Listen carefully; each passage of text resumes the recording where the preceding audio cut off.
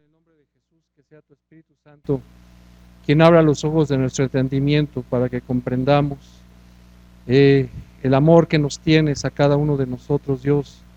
Por medio de tu palabra nos has revelado a tu Hijo Jesucristo y tu voluntad para con nuestras vidas.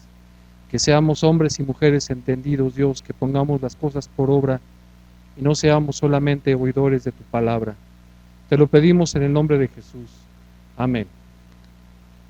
Estaba meditando el otro día y hace rato dio la casualidad que estaba platicando con el hermano Daniel y decía que cómo hacer para que todos nosotros entendamos y tengamos una vida cristiana lo mejor posible. Y decía el hermano, es que no sé cómo hacerle para que entiendan. Y bueno, me llevó a meditar estas cosas y es lo que quiero compartir el día de hoy, acerca de lo que es la palabra de Dios. La palabra dice en el Antiguo Testamento, cuando Dios le da a Moisés el plano, por decirlo así, del tabernáculo, le dice cuánto tiene que medir de largo, de ancho, cuánto tiene que medir las dos habitaciones, cuánto tiene que medir el patio exterior, y le dice de los muebles, le dice que iba a estar en el lugar santísimo, a la izquierda en el lugar santo, en el centro, a la derecha del lugar santo, y la fuente de bronce. La fuente de bronce en todos los casos da medidas. Es decir, le dice, por ejemplo, del arca, le dice, y vas a hacer una madera de acacia de tantos codos de largo por tantos codos de ancho, por tantos codos de alto, y le vas a poner encima una base de oro puro, de oro macizo, y vas a poner 2 ángeles, o sea, le da las dimensiones.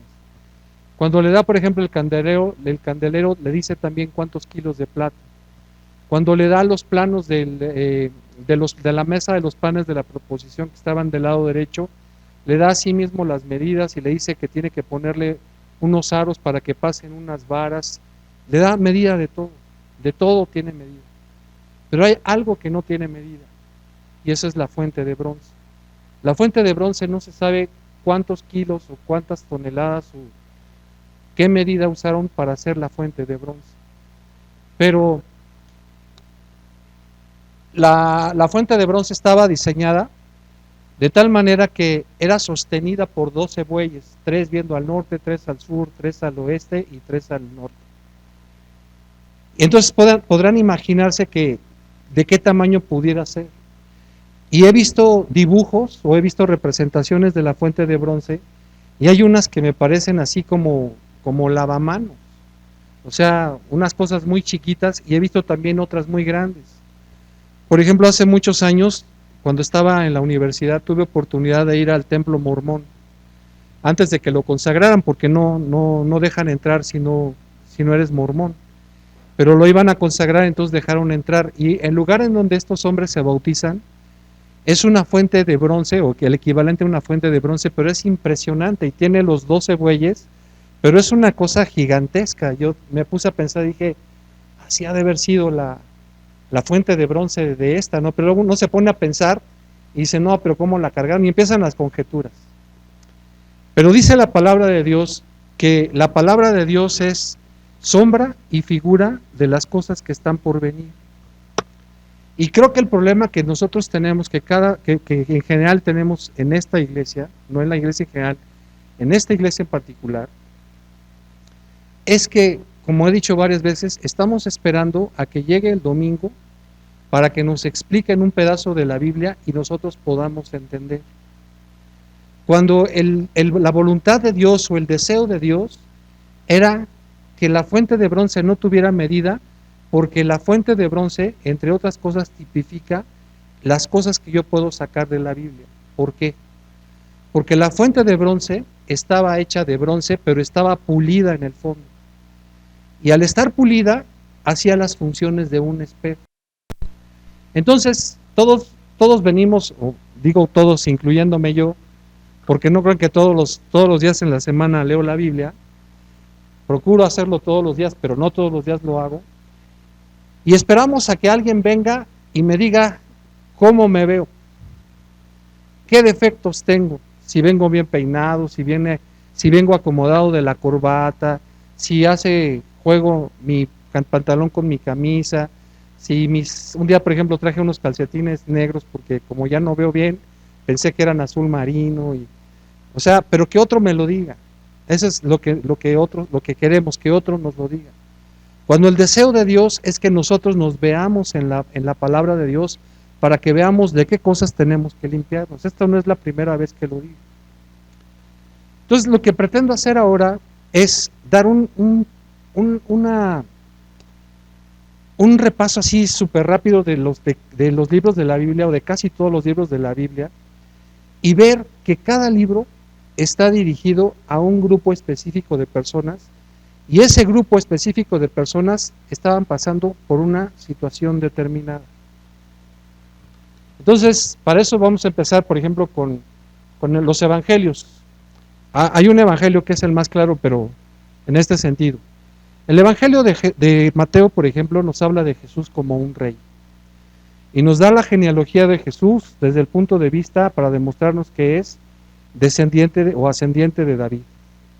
El evangelio de Marcos nos habla de Jesús como un siervo, como un buey. Si ustedes recuerdan, por ejemplo, la visión de Ezequiel, dice que ve a los querubines que tienen 4 caras. Dice una cara de hombre, una cara de buey, una cara de águila como volando, y la tercera, y una cara de oveja, de borrego, pues, ¿no? Entonces, el evangelio de Mateo nos habla de Jesús como un rey. El evangelio de Marcos nos habla de Jesús como un siervo. ¿Por qué nos habla como un siervo? ¿Ustedes creen que los siervos, los esclavos, tenían genealogía? ¿Era importante de quién habían sido hijos? Si ustedes leen el evangelio de Marcos, no tiene genealogía. Dice evangelio de Jesús y vámonos, empieza, ¿no? Empieza, no da genealogía. El evangelio de Lucas es quizá el evangelio más claro en el sentido en el que estoy tratando de hablar hoy. Porque si ustedes abren su Biblia, en el evangelio de Lucas, en el capítulo 1, en el verso 1, se van a dar cuenta que el evangelio de Lucas fue escrito a petición de alguien. Miren cómo dice: puesto que ya muchos han tratado de poner en orden la historia de las cosas que entre nosotros han sido ciertísimas, tal como nos lo enseñaron los que desde el principio lo vieron con sus ojos y fueron ministros de la palabra, me ha parecido también a mí, después de haber investigado con diligencia todas las cosas desde su origen, escribírtelas por orden, ¿ok? ¿Ok? Oh excelentísimo Teófilo. ¿A quién está dirigido el evangelio de Lucas? Está dirigido a un hombre, y ese hombre se llamaba Teófilo. Ustedes, a ver, los chavos que están en la prepa, ¿qué quiere decir Teófilo? Etimologías grecolatinas se llaman eso. Teos, Dios, filos, amigo. Está dirigido a un amigo de Dios. Todos nosotros somos amigos de Dios, entonces está dirigido a nosotros. Este evangelio da la genealogía de Jesús desde el lado de María, y parece que la está dando del mismo. Se separa la genealogía en David.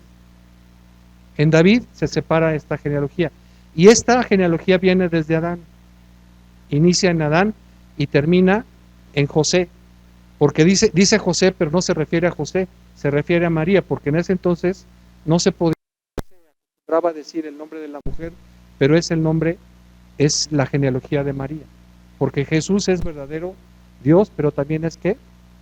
Verdadero hombre. Ok, aquí lo importante es que nosotros entendamos y discernamos o comprendamos que las cartas, o que los evangelios y las cartas están dirigidos a una persona. Y esa persona, o esos hermanos, o esas personas estaban pasando por situaciones o por problemas determinados. El evangelio de Juan, Jesús como Dios. Y entonces por eso dice que en su genealogía habla de cuál es el origen de Dios, de Jesús. Dice: en el principio era el verbo, y el verbo era con Dios, y el verbo era Dios. Esa es la genealogía, ese es el origen de Jesús como Dios. Y después vienen algunos libros. viene, por ejemplo, el libro de los Hechos. Vamos a ver Hechos 1.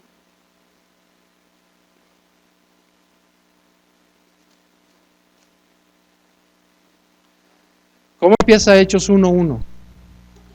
Dice lo siguiente. Dice, en el primer tratado, oh Teófilo, ¿cuál es el primer tratado? En la primera parte, el Evangelio de Lucas. Dice, en el primer tratado, oh Teófilo, hablé acerca de todas las cosas que Jesús comenzó a hacer y a enseñar hasta el día en que fue recibido arriba después de haber dado mandamiento por el Espíritu a los apóstoles que había escogido, a quienes también, etcétera. Se sigue. ¿A quién está dirigido? Es la segunda parte de una carta que le escribe Lucas. ¿A quién? Al amigo de Dios. Al amigo de Dios, a nosotros. Está dirigido a nosotros. Ahora viene el libro de los Hechos, habla de las cosas que sucedieron en la primera iglesia. En la iglesia que le llamamos nosotros primitiva. Para muchos oyen la palabra primitiva y se imaginan taparrabos y lanzas. Pero primitiva viene de primera. Y esa era una iglesia celosa, como pueden ver en Apocalipsis. Cuando el Señor habla de la iglesia primera, dice que en todo ha sido fiel, pero se le ha olvidado algo que era su primer amor. Y como digo que la carta está dirigida a alguien, o que la Biblia está dirigida a alguien en términos generales, se escribió el libro de los Hechos para una persona, pero esa persona somos nosotros, que somos amigos de Dios. La manera en la que nosotros debemos de leer la Biblia es la siguiente. Nosotros tenemos que ver qué es lo que hacía la iglesia primitiva que no hacemos nosotros. No sé si me doy a entender. Porque nosotros venimos y aprendemos, hoy enseñamos y decimos que aprendemos. Pero decimos que aprendemos porque oímos, pero no aprendemos porque no hacemos. Y esa es una gran diferencia. Mira, cuando leas Hechos, que lo leas con cuidado y que digas, a ver, Señor, ¿qué es lo que hacía la iglesia primitiva que yo en la iglesia hoy no hago? ¿De qué quieren que hablemos? ¿De cómo se amaban? ¿De lo que hacían en los cultos? ¿De cómo compartían? ¿Por qué les dijeron cristianos por primera vez? ¿En dónde les dijeron cristianos por primera vez? Nosotros adoptamos un nombre bien fácil. Entramos por esa puerta y ya somos ¿qué? Cristianos, pero a ellos les dieron ese apodo de cristianos por una razón. ¿Qué es lo que hacían ellos que a mí no me dicen cristiano? O sea, yo me digo cristiano, pero no dicen ese es cristiano. ¿Me doy a entender en lo que estoy tratando de decir? La palabra de Dios no es para que me la enseñen. La palabra de Dios es para que yo aprenda, para que yo vaya a esa fuente de bronce que no tiene medida y vea cómo soy yo realmente y qué cosas me tengo que quitar o qué cosas me tengo que perfeccionar. La iglesia en general, hablo a nivel universal, estamos bien contentos. Estamos bien contentos porque ya somos salvos, ya acabamos, ya estamos esperando al Señor haciendo conjeturas que si viene en 10 años, que si el diagrama de barras o las barras estas son la marca de la bestia, y estamos ahí, porque ya estamos más que puestos, más que listos. Pero si nosotros vemos, a la hora que nosotros vemos lo que Dios quiere, es que nos estemos santificando. ¿Qué quiere decir santificando? Y ahora la pregunta es, ese verbo santificar, en el modo en el que se encuentra santificando, ¿es algo que se hace de un jalón o es algo que se va adquiriendo? No sé si me doy a entender. Si yo digo santificar, es hacer santo algo. En este modo, digo, voy a santificar esto, ya lo santifiqué, ya está santificado. Pero dice que nosotros debemos estar santificando, y santificando implica una acción que no deja de ser, que se está haciendo permanente. Pero nosotros estamos bien contentos porque ya somos salvos, y no estoy diciendo que no seamos salvos. Lo que estoy diciendo es que nosotros tenemos que estar en un camino de ¿qué? Santificar. Esa terminación sion, ¿a qué equivale? Acción. No es de que ya te santifiques. Sí, Si en este momento te murieras, o en el momento en que aceptas al Señor te murieras, te vas al cielo. Pero ¿quién se murió o a quién conocen que se haya muerto en el momento en que aceptó al Señor? Pues yo nada más me acuerdo del ladrón, ¿no? Pero todos los demás estamos vivitos y coleando. Y nosotros tenemos una labor que hacer. Porque no me digan que en medio de nosotros no hay necesitados. Ah, pero en la iglesia primitiva, ¿cuál? Sí, la de los taparrabos y las lanzas. O sea, la de hace 2000 años, esa era en ese entonces. Ah, y damos razones. Es que ellos estaban equivocados. Ellos daban todo lo que tenían, dice que vendían sus casas. ¿Sabes por qué? Porque creían que ya iba a venir el Señor. Por eso, pero nosotros que ya entendemos que todavía va a tardar otro poquito, pues de menso vendo mi casa, ¿no? Pero no se trata de que vendamos nuestras casas, quiero aclarar. Nosotros tenemos que ver cómo se daba en aquel entonces. Dice que compartían el pan, las oraciones, que se visitaban los unos a los otros, que se animaban, que se exhortaban, pero nosotros estamos aquí sentados, esperando a que me enseñen, salimos, nos vamos y la santificación, no, hasta dentro de 8 días, que yo venga. Y si pregunto, ¿de qué hablamos el domingo? ¿De qué hablamos el miércoles pasado? Pues como no estamos santificando, no, ya se me olvidó. O sea, no quiere decir que tenemos que tener una memoria de elefante, ¿no? Pero tenemos que estar en la brecha, en el camino todos los días. El libro de los Hechos habla de la historia de la iglesia.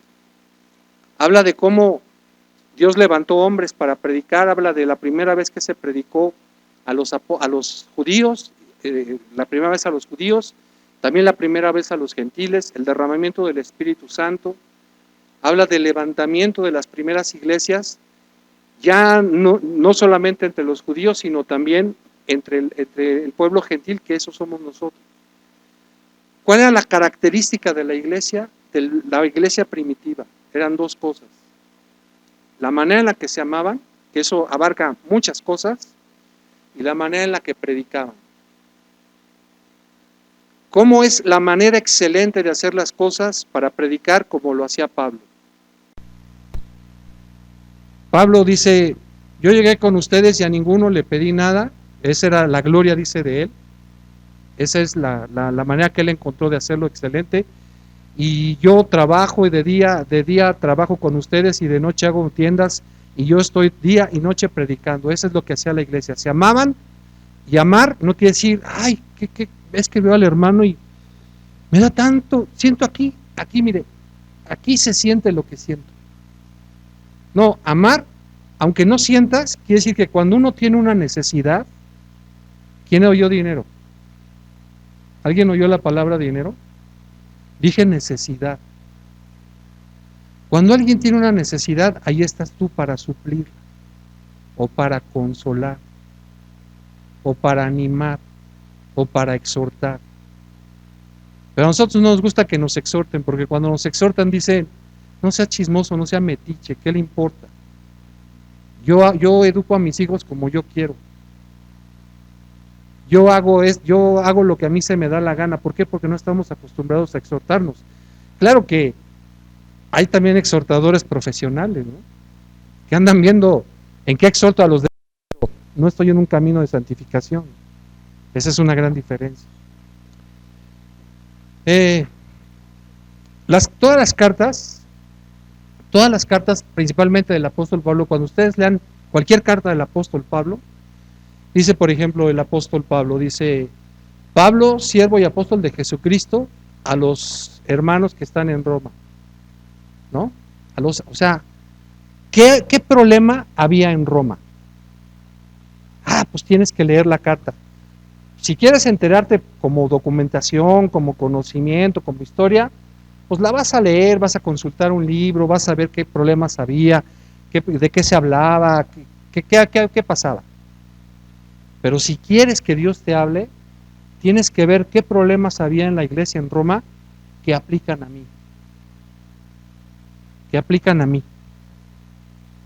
Que aplican a mí.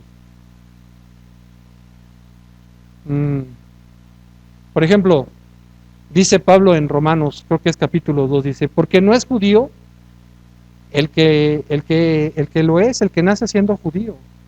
Es judío el que pone la ley por obra. Ah, pero dice que judío y los cristianos y yo. No necesitas que alguien venga y te enseñe, necesitamos ver la Biblia como lo que es un espejo en donde yo tengo que llegar, limpiarme, leer para ver qué es lo que yo tengo sucio. Porque dice Pablo, dice, no recuerdo la cita exacta, pero dice, porque no es el judío, es judío el que está circuncidado nada más, o sea, ese pues, se lo agarraron chavito, lo circuncidaron y ya. Sino el que es verdaderamente judío es el que está circuncidado no de la carne, sino de aquí, de aquí. ¿Qué pues es mejor el judío? En ninguna manera, dice, o sea, ¿qué puede ser es mejor tú que eres cristiano que otro que no es cristiano? En ninguna manera. Pero de todos modos llevas una ventaja, que tú conoces la palabra de Dios. Pero de qué te sirve que la conozcas si no la usas? Esperas a que cada 8 días te explique. Que cada 8 días. Ojalá y que predique el que me gusta, porque si no el otro me duele. No has leído primero a los Corintios. Si tú piensas así, no has leído primero a los Corintios. Dice, de cierto se oye que entre ustedes hay disensiones. ¿Qué es una disensión? Hay diferencias. No, bueno, o sea, no, o sea, a mí me gusta cómo predica él, pero este otro, y eso no es una disensión. Fíjate lo que decían en Corinto. Dice, porque unos dicen yo soy de Pedro, no, otros dicen yo soy de Pedro, no, yo otro soy de Apolos. Y los más cristianos, ¿sabes qué decían? Yo soy de ¿quiénes estaban bien? ¿Quiénes de los 4 estaban bien? Mayoría de votos. ¿Por Pablo quién vota? ¿Nadie vota por Pablo? Pablo escribió todas las cartas. Los que estaban a favor de Pedro, ¿nadie vota por Pedro? Los de Apolos, dice la Biblia que Apolos era un maestro en la ley, un maestrazo en la ley. ¿Y los de Cristo? ¿Quién vota por Cristo? Ahora nadie vota. Dice, ¿qué no te das cuenta que si tú dices que eres de Cristo, entonces estás en contra de los que son de Pablo? No nos llamó a que formemos grupitos, a que digas, este me gusta más que el otro. Todos somos parte de un cuerpo, y entonces en Corintios te manda después al capítulo que es 9, cuando habla del cuerpo, o 10, cuando habla del cuerpo. Oye, ¿qué problema tienes tú en la vida? ¿O no tienes problema? ¿Qué problema tienes? Porque había unos problemones tremendos. Que allá se había acostado un chavo con su madrastra. Y no, resulta que no hay. ¿Ese era un problemón o no? ¿Qué haríamos nosotros? ¿O qué problema tienes? ¿Qué problema tienes tú? Porque estás pensando en qué problema tiene mi esposa, deja ver. ¿Qué problema tiene mi hijo? No, estoy diciendo qué problema tienes. ¿Qué problema tienes? Ese era un problemón. Había otros que como las hermanas iban a la carnicería y entonces decían, me da 1 kilo de aguayón. Y entonces llegaba la otra hermana y decía, oiga hermana, pero ¿sabe qué me dijeron?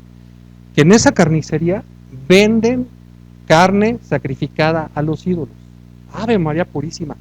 Vámonos hermana, de aquí no. Y el apóstol Pablo enseña y dice, lo que fue sacrificado a los ídolos, tú comes sin preguntar. Pero si alguien te dice, no es que te contamine el ídolo, es que el otro que te lo está diciendo es muy débil y no entiende. ¿No tienes tú ese problema? Que te juzgas superior a los otros y que dices, ay, este hermanito tan babas. ¿No tienes ese problema? ¿Qué otro problema? ¿De qué otro problema habla? Del noviazgo. Ay. No, pero eran otras épocas, hermano, o sea, todavía no estaba listo el feminismo ni esas cosas. No, no, no, o sea, eso era, además es una religión de machos, ¿no?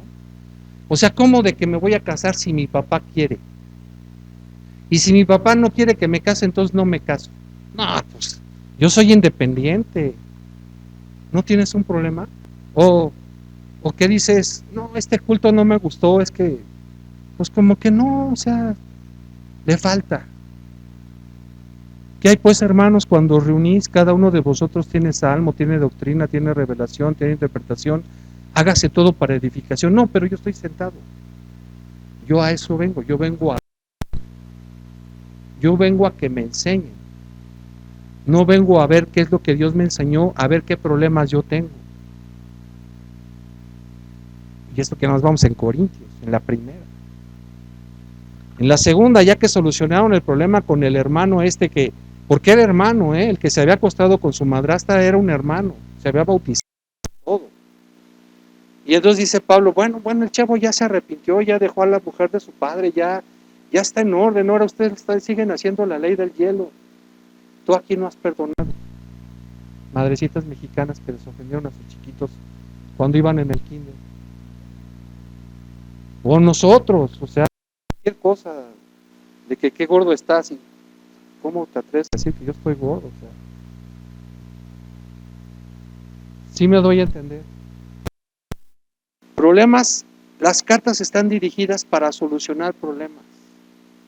Para solucionar problemas. Fíjate, Tesalonicenses, primero a los tesalonicenses. Dice, ¿qué pasaba en Tesalónica? Pues que se convirtieron estos cuates en Tesalónica y entonces estaban bien emocionados porque el Señor ya va a venir, ya estamos listos, también ya estaban listos. Pero ¿sabe qué, hermano? Ya se murió mi abuelita.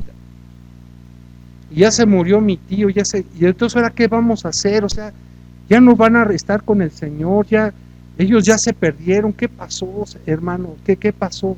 ¿No tienes ganas de saber qué es lo que va a pasar? ¿Cuándo viene el Señor? ¿Cómo va a estar la cosa? ¿Qué onda? Ese era el problema que estos tenían. Era uno de los problemas que tenían, ¿no? Y les escribe Pablo y les dice, en cuanto a lo que me escribieron ustedes de la resurrección de los muertos, no se dejen engañar, porque van a venir muchos que van a engañar y que van a decir, pero nosotros que estamos esperando, porque el Señor cuando venga a los muertos, esos muertos están durmiendo, los va a despertar y los va a levantar.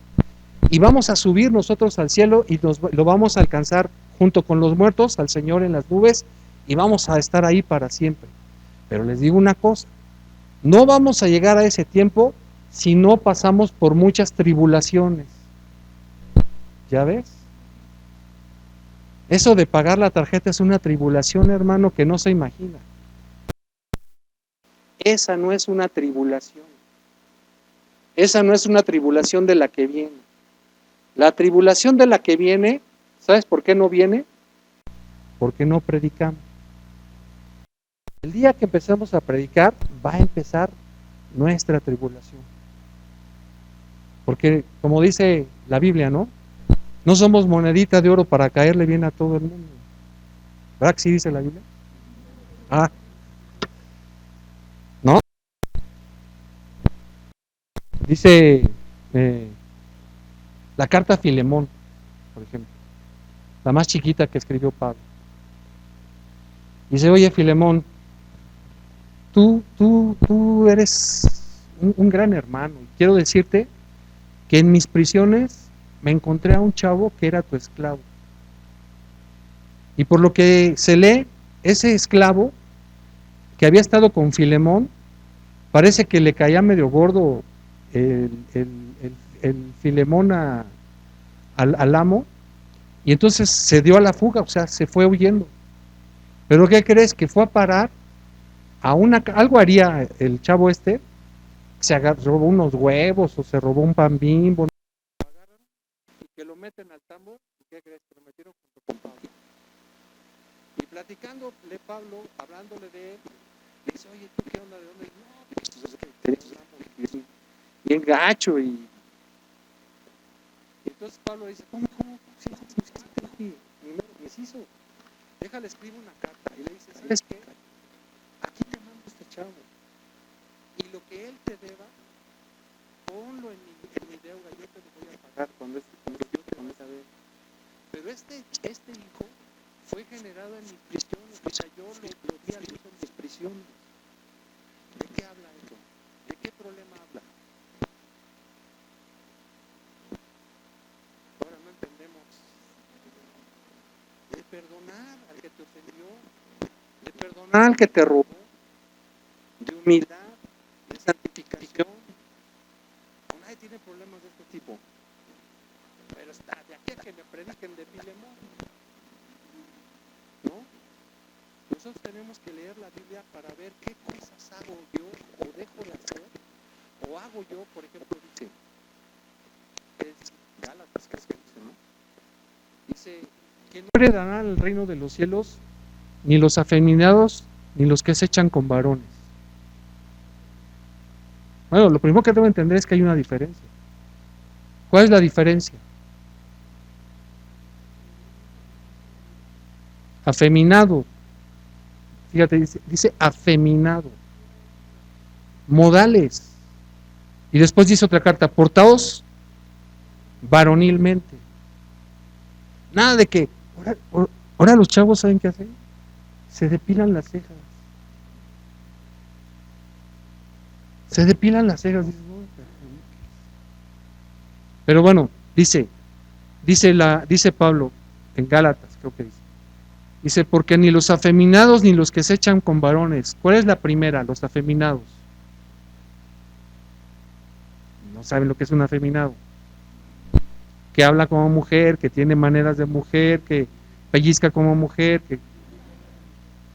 Dice, y los que se echan con varones.